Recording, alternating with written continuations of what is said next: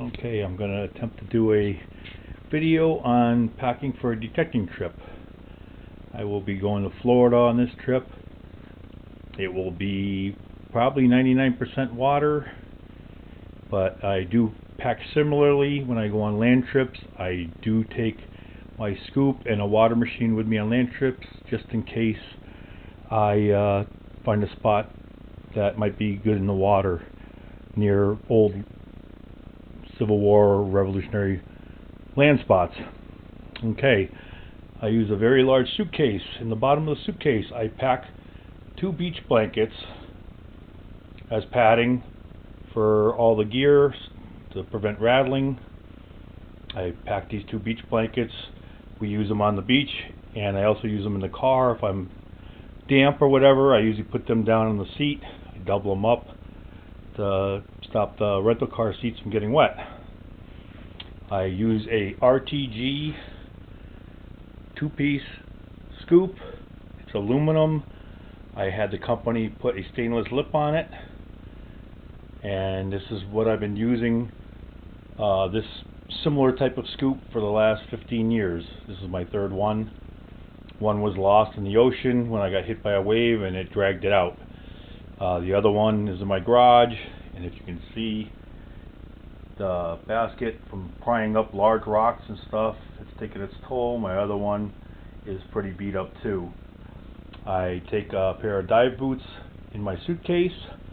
I also take a pair of dive boots in my carry-on.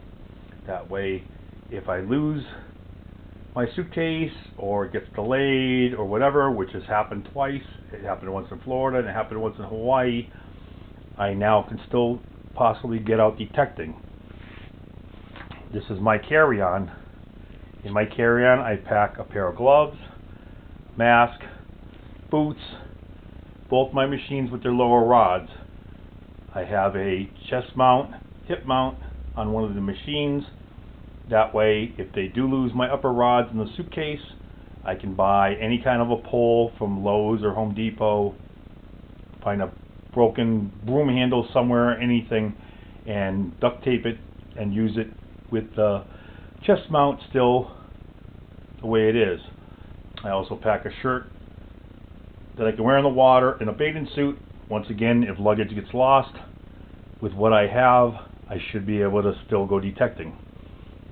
I have a dive pouch. In the dive pouch, I have a lead weight, which needs to be removed, and that will be put in the suitcase because it does show up on the X-ray, and they consider large lead objects as something you can knock a stewardess out, because I've had lead taken away from me from dive belts or whatever. When I tried taking them on, they've said they're no-go. I pack my upper rods and my CZ20s in the suitcase. I just fit them in there the best I can. I take an extra one just in case something goes wrong. I can interchange handles or whatever, armrests. I also take a dive jacket, and I also take sweatshirts. These are not for warmth in the Caribbean or Florida, but they're more to keep the sun off me and to keep jellyfish off my arms, chest. I wear Lycra underneath my bathing suit. That also keeps jellyfish off my thighs.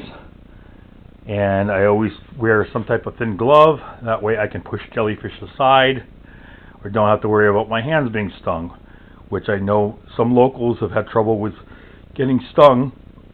I've been stung long ago, and I've learned that just simply wear a sweatshirt or some kind of a light wet jacket or whatever, and keeps the jellyfish off me. I've been stung in years.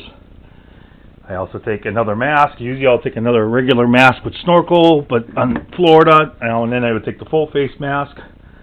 I was one of the first, I would say the first person in the United States to ever use a full face mask. This one is from Europe, and I had it sent over as soon as they came out.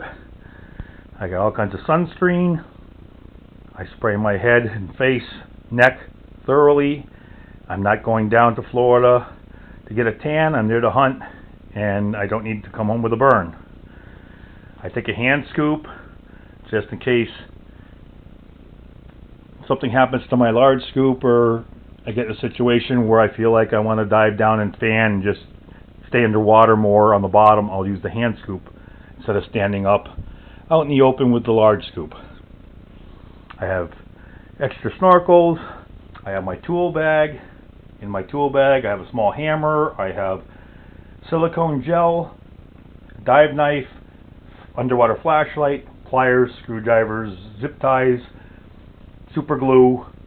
I take duct tape, anything that I need to possibly fix, repair, or solve a situation that I run into where something goes wrong and I can't get a hold of somebody. I mean, I have friends in Florida that offer me equipment all the time, and if I ever run into trouble, they're willing to bail me out.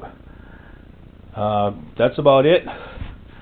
I will be leaving for Florida for like 4 days, and hopefully I come back with something to find.